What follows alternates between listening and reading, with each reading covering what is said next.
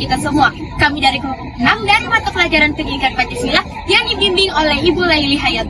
Di sini kami ingin menjelaskan mengenai materi proses peraturan perundang-undangan di Indonesia. Selamat menyaksikan. Pertama, usul tuntutan harus diajukan oleh minimal sepertiga dari seluruh anggota MPR.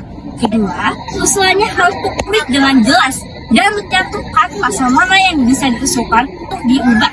Ketiga, sidang MPR untuk perubahan harus dihadiri sekurang-kurangnya 2/3 dari seluruh anggota MPR.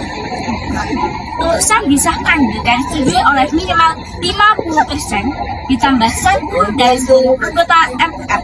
Dan yang paling fundamental, ada satu hal yang tidak boleh diubah, yaitu tentang bentuk Negara Kesatuan Republik Indonesia atau NKRI itu mutlak. Selain Bude, di bawahnya ada Ketua MPR atau TAP MPR. Proses pembentukannya dilakukan melalui 3 pembicaraan di MPR, melibatkan badan kerja hingga paripurna, yang semuanya diakhiri dengan keahlian keputusan. Di sini kita fokus pada pembentukan undang-undang.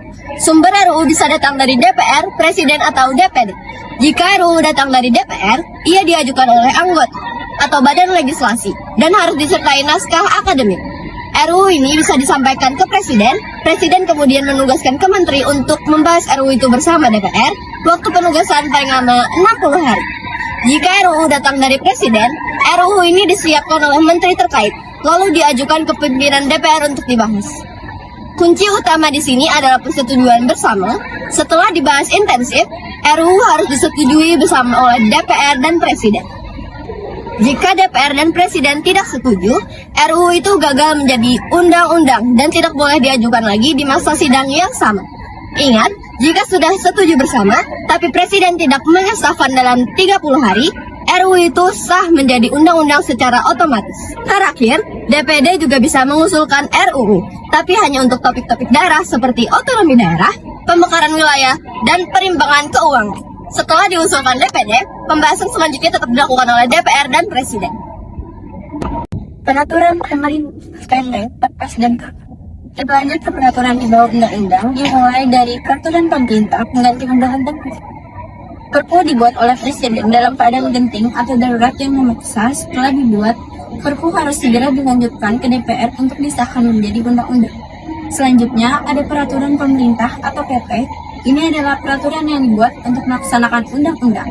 Rancangan PP disusun oleh kementerian terkait, lalu dikoordinasikan oleh Menteri Hukum dan ditetapkan oleh Presiden.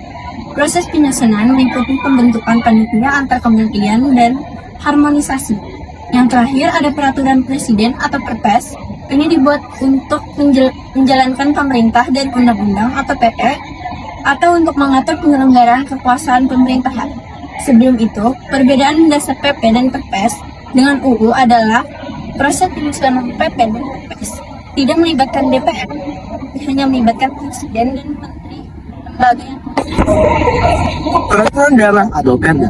Sebagai penutup, kita akan membahas peraturan di tingkat daerah, yaitu peraturan daerah. Perda ada 2 jenis. Untuk perda provinsi, rancangan bisa diusulkan oleh DPRD provinsi atau gubernur, setelah dibahas bersama dan disahkan oleh gubernur.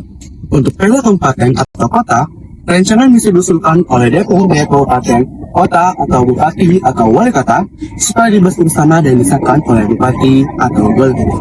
Intinya, semua peraturan perundang-undangan di negara kita, dari Undang-Undang Dasar sampai Perda, dibuat melalui proses yang ketat dan terstruktur. Terima kasih sudah menonton.